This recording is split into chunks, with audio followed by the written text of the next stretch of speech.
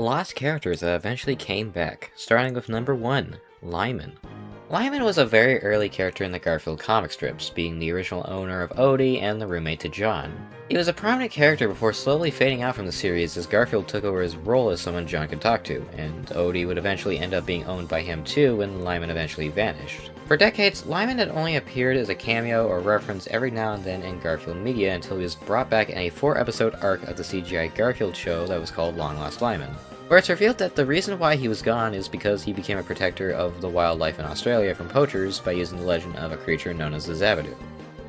Though sadly, he has yet to have another physical appearance since. Number 2, Bo Peep.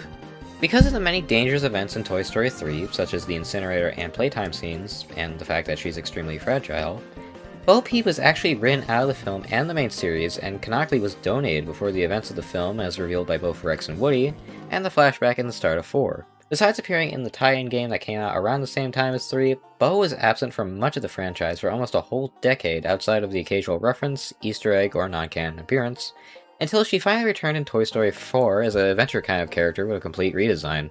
And finally, number 3, Oswald the Lucky Rabbit. The definition for lost characters who eventually returned to the public eye. When Walt Disney lost the rights to the character in the 1920s, which would eventually lead to the creation of Mickey Mouse, NBC Universal would sit on the IP and only tried using Oswald a few times until 2006, where Bob Iger was able to trade sportscaster Al Michaels to NBC's Sunday Night Football in exchange for Oswald, and Oswald had a bit of a resurgence within the company ever since. So who's your favorite out of these 3, and what other lost characters who were brought back do you want to see talked about here? Let me know in the comments.